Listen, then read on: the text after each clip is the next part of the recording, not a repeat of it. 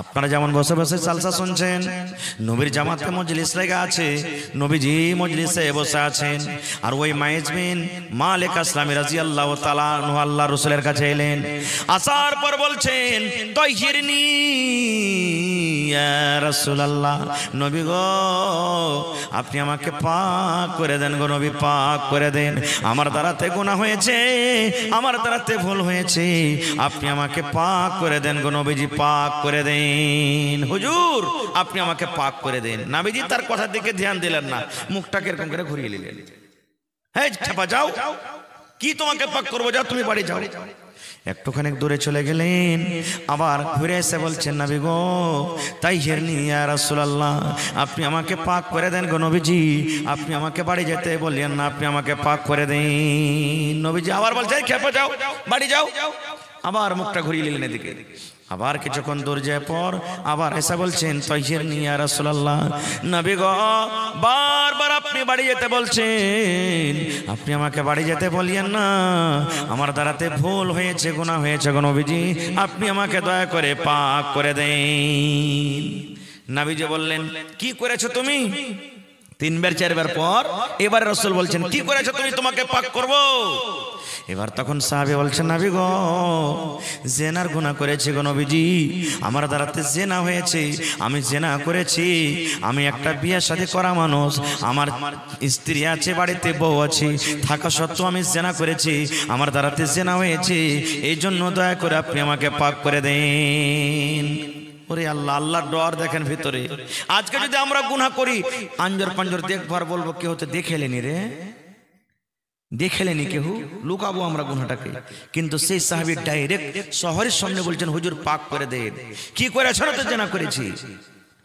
নবীজি বলছেন, বাবারে মুখ দিয়ে যে কথাটা বাহির করছে, তুমি জানো কত বড় তুমি অপরাধের কথা বলছো, যে তুমি জেনা করেছো। ওরে সুবহানাল্লাহ, তাহাকিক দেখেন কেমন তাহাকিক করেছেন আমার নবী। আর আজকে আমরা বেটা ছেলে বেটি ছেলেকে শুধু যদি গল্প করতে দেখলি তো কি করে আল্লাহ সব নাশ হয়ে গেল রে ভাই, কি হয়েছে রে? আর এরকম করতে দেখো না, দেখেনি কিছু, শুধু গল্প করতে দেখেছে, বিচার বেঁচে গেল, বড়কা 5 লাখ জরিমানা হয়ে গেল, হয়েছে না হয় না? কিন্তু নবী আমার তাহাকিক করছেন, দেখেন রে ভাই, ইসলাহি মুআশারা জালসা ভাইরে দেখেন, নবী আমার বলছেন, তুমি জানো জেনা কাকে বলে রে ভাই, জেনা কাকে বলে? এবার সে সাহাবী বলছেন, আল্লাহর নবী গো জানি আমি জেনা কাকে বলে, নবী গো আমি জানি, আমি জানি, আমি ভালো করে জানি জেনা কাকে বলে। এবার নবী তখন বলছেন, আহুয়া মাজনুন, তোমার মাথা কি ঠিক আছে, পাগল নাকি তুমি? তুমি কি পাগল হয়ে গেছো নাকি তোমার ব্রেন ঠিক আছে? বলছেন, নবী গো আমি পাগল নয় গো নবীজি, আমার মাথা ব্রেনটা কিন্তু ভালো আছে। আমার নবী একটা সাহাবীকে বলছেন, এর মুখখানটা সুইঙ্গা দেখো, এই তো নাশা খেয়ে আসেনি, এই তো কোনো মদ পান করে আসেনি, মুখখানটা সুইঙ্গা দেখো তো, এই তো পাগলের মতন কোনো কথা বলে না। সেই সাহাবী মুখখানটা সুইঙ্গা বলছেন, নবী গো এই নাশার হালাতে নাই, ভালো মানুষ আছে, ই কোনো মদ পান করেনি, নাশা পান করেনি। এবার নবী বললেন, সাহাবী রে এই মায়েতকে তোমরা ময়দানে নিয়ে চলে যাও, এই মায়েতকে তোমরা ফিল্ডে নিয়ে চলে যাও, পাথর দিয়ে মেরে মেরে মেরে মেরে মেরে মায়ের জীবনটাকে তোমরা শেষ করে দাও। ওরে সুবহানাল্লাহ, এবার পাথর নিয়ে মারতে শুরু করে দিলেন, মারতে মারতে মারতে মারতে বন্ধুরে ওই মায়ের জীবনটাকে শেষ করে দেওয়া হলো, তাকে রজম করে দেওয়া হলো। এর নাম হলো আল্লাহর ভয়। এর নাম কি? আল্লাহর ভয়। আর কেমন করে আল্লাহর ভয় করতে হবে? আল্লাহর রাসূল বলেছেন, বনি ইসরাইল একটা লোক ছিল যে 99টা মানুষকে কেটেছিল। কতটি মানুষ? জোরে বলেন, কয়টা মানুষ? 99টা মানুষ এখানে আছে। জীবন কি যে মন হইল, আর আল্লাহর ডর ভিতরে সাঁঝে গেল, হ্যাঁ রে এতটি মানুষকে আমি কাতাল করেছি, জবে করেছি, আল্লাহ জান্নাত দিবে কি দিবে না আল্লাহ জানছে, গুনাহ মাফ হবে কি হবে না। তো দেখি কোন লোককে জিজ্ঞাসা করে একটা লোকের কাছে চলে গেছেন, যা বলছেন, আরে ভাই আমি 99টা মানুষকে কেটেছি, আল্লাহ কি আমার গুনাহ মাফ করবে? ওর কতটুক জানা ছিল না ছিল ভাই, পট করে বলছে, তোমার মতন পাপীকে আল্লাহ মাফ করবে না। 99 মানুষকে তুমি কাইটা তুমি তওবা করতে এসছো, সাউ চুহা খাকার বিল্লি চালি হাজগো, মাফ করবে না তোমাকে। তখন তালওয়ার তো ছিল, যে এমনও মাফ হবে না, তেমনও হবে না, তো তুইও থাকতে পাবি না। সব পুড়িয়ে দিলে ভাই, ওয়াকো শেষ করে দিলে, সব পুড়ে গেল। আর একজনের কাছে চলে গেলেন, চলে গেলেন আমার মৌলানার কাছে।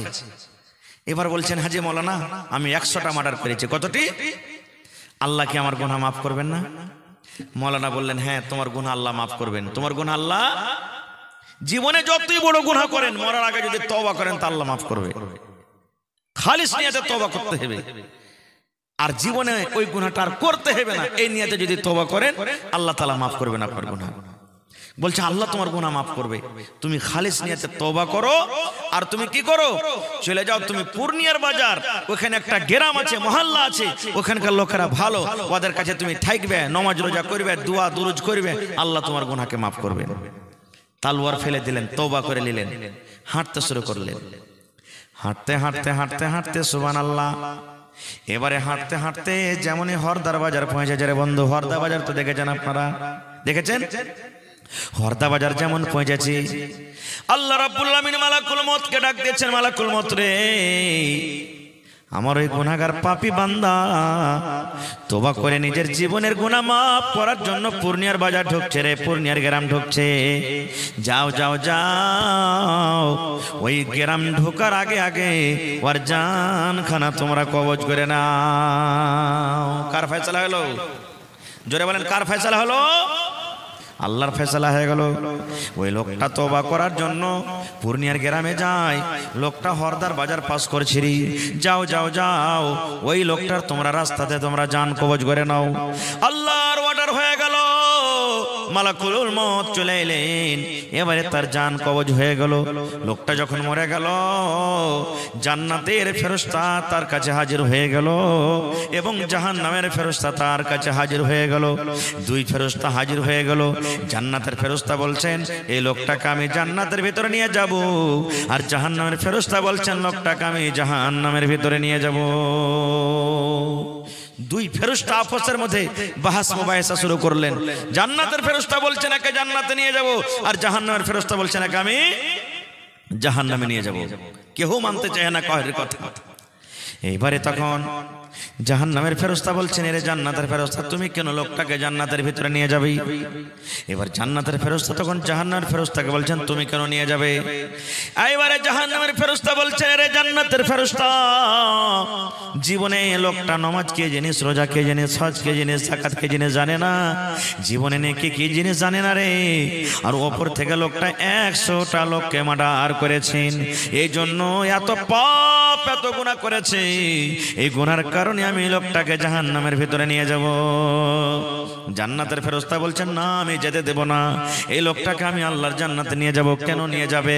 এবার জান্নাতের ফেরেশতা বলছেন, জাহান্নামের ফেরেশতা, আমি জানি রে, এই লোকটা জীবনে ভালো আমল করেনি, নেক আমল করেনি, লোকটার জীবনে শুধু গুনাহ, শুধু পাপ, শুধু পাপ। কিন্তু মরার আগে এমন ভাবে তওবা করেছে, আল্লাহর ডর তার ভিতরে ঢুকে গেছি, আল্লাহর ভয় তার ভিতরে ঢুকেছি। আল্লাহ রাব্বুল আমিন সেই ভয়ের কারণে তার জীবনের গুনাহকে আল্লাহ মাফ করে দিয়েছেন, আল্লাহ তার তওবা কবুল করেছেন। এই জন্য লোকটাকে আমি আল্লাহর জান্নাতের ভিতরে নিয়ে যাব। জাহান্নামের ফেরেশতা বলছেন, না, মানা হবে না। খো আল্লাহ তাআলা আর একটা ফেরেশতাকে বললেন, যাও ওদের ফয়সালা করে দাও। এবার তারা বলছেন, এই রাস্তা দিয়ে যে চলে আসবে প্রথমে, ও যেটা ফয়সালা করে দেবে আমরা মেনে যাব। ফেরেশতা হাঁটতে হাঁটতে চলে আসছেন, এরা দুজন বলছে, দেখো এই লোকটা আসছে, ও যেটা ফয়সালা করে দেবে আমরা মেনে যাব। এলেন, আসা পরতন এরা বলছেন, যে ভাই আমাদের ফয়সালাটা করে দাও তো। জান্নাত জাহান্নামের ফেরেশতা বলছে কি ফয়সালা? ওকে সারা ঘটনা শুনিয়ে দিলেন, এই এই এই এই ব্যাপার। এবারে তখন ফয়সালা করছেন, দেখেন, বলছেন, ভাইরে লোকটা কোথা থেকে আসছে? বলছে, লোকটা মারঘিয়া সদর টোলা থেকে আসছে। বলছে, যাবে কোথায়? না তো পূর্ণিয়ার বাজার যাবে। বলছে, বেশিখানি এসেছে না কমখানি এসেছে? আপনারা বলেন তো, বেশিখানি গেছে না কমখানি? জোরে বলেন। নেকের দিকে বেশি গেছে না গুনার দিকে বেশি আছে? ওদিকে বেশি চলে গেছে। এইবারে ফেরেশতা বলছেন, রে আল্লাহর বান্দা, লোকটা সদর টোলা থেকে এবারে পূর্ণিয়ার বাজার যাবে, আর হরদাতে মারা গেছে, এর জন্য গুনাহ থেকে পাপ থেকে লোকটা নেকির দিকে বেশি এগিয়ে গেছে, গুনাহ থেকে পাপ থেকে নেকির দিকে বেশি কাছে গেছে, এই জন্য এই লোকটা আল্লাহর জান্নাতে যাবে।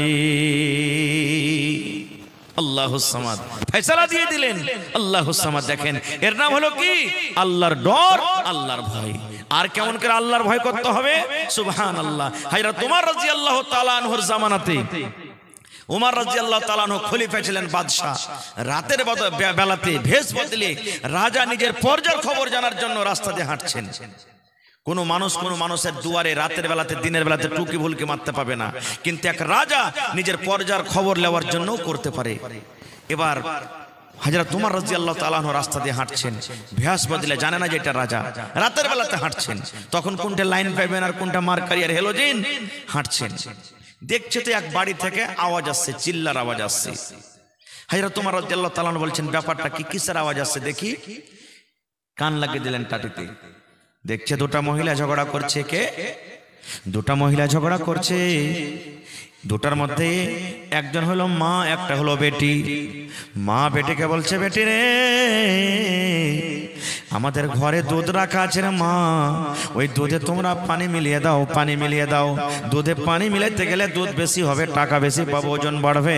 যাও যাও তুমি দুধে পানি মিলাইয়া দাও। মা বেটিকে বলছে, বেটি দুধে পানি মিলিয়ে দাও, যাও। 1 কেজি দুধ আছে, 8 কেজি পানি দাও।